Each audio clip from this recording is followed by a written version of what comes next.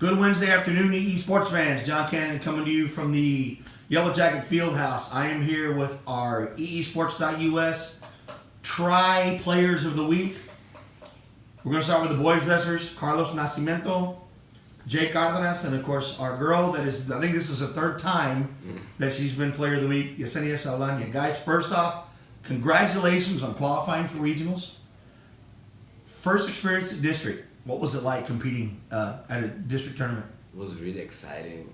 I have no words to explain it, but damn, it was really good. You know, Jay, from going from football to wrestling, how much of a change was that? You know, where before you were kind of on the defensive side, and now it's more you're kind of on the offensive side with wrestling. Was it completely different? Yeah, it's completely different because football is a team sport, and it's kind of easier than which like. There you go. Yesenia, I think we've talked about how many gold medals you've won. You know, I can only imagine how many you have by now. But to win a district championship in your weight class, you won a district championship. What was that like? Well, it was kind of because when we went to weigh-ins, like I saw the girls in my weight class, and I had already beat them before. Like even though like I had won them, I was still like, you never know. You know, I still gotta do my best because I could just mess up and then turn on me and I could lose. So I knew I had to stay focused, and it was exciting when I won. I was happy.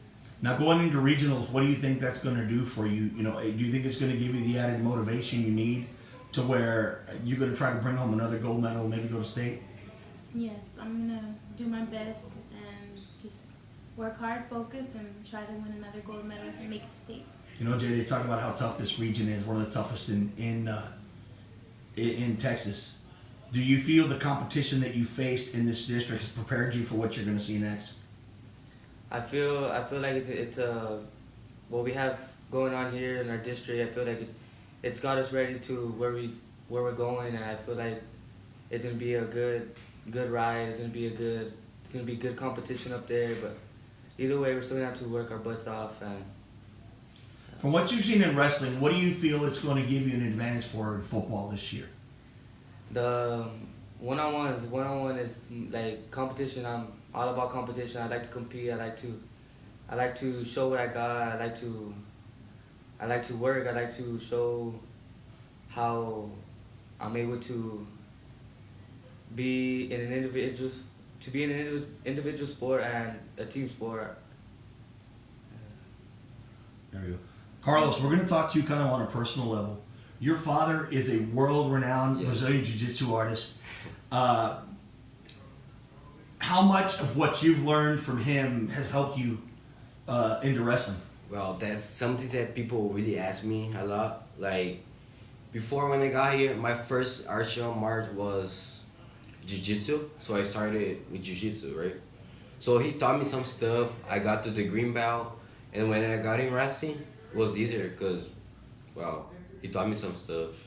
They talk about how, as a MMA fighter, you always want to have that second thing in your bag. You know, either Brazilian Jiu-Jitsu or something else. So, if you consider following in your father's footsteps, do you feel the pedigree that you have with the BJJ and with the wrestling all combined could really make you a very dangerous athlete? Yeah, that's true. Your dad is actually competing in the UFC in Austin this week. Yeah. So, how much motivation does that give you now going in, knowing that your father is going to fight in the biggest mixed martial arts faction that there is, and he's actually going to be there watching you? So what is that going to be like, and how bad do you want to give him a victory and maybe to go to state as he prepares for this big challenge? Well, I really want to I want to do my best over there because my dad's going to be watching me, my mom, so yeah, it's going to be really tough. There's a lot of pressure on my back. Yeah. Jay, to be a first-year program and to do what you guys have done, you know, a lot of people didn't even expect you to do as well as y'all have did this year.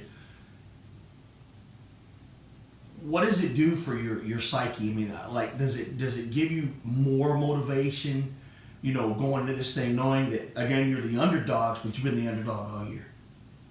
I don't mind being the underdog because it takes all it takes off the pressure. It takes all the pressure off my back, and it just proves that I can come from the bottom. I can come to where I'm going right now. I can come from wherever and still be where I am going. There you go. Yesenia, last question, and I'm going to end it with you. You could go down as one of the greatest Ed Calzosa wrestlers in school history. You've already made school history right now with what you've done. Right now, when people think of girls wrestling, they think of you. So what is that like to know that, let's say 10 years from now, you were the pioneer of the sport for Ed Calzosa, and what do you want to leave behind this year? Not looking to your senior year or whatever, but what do you want to do this year to say, I accomplished everything that I want?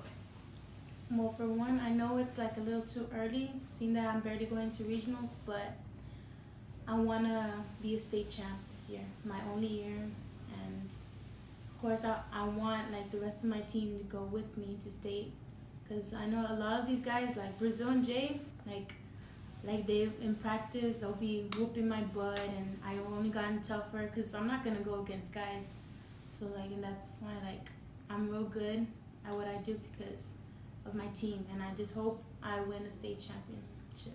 There you go. Guys, we wish y'all the best of luck. I know you leave tomorrow.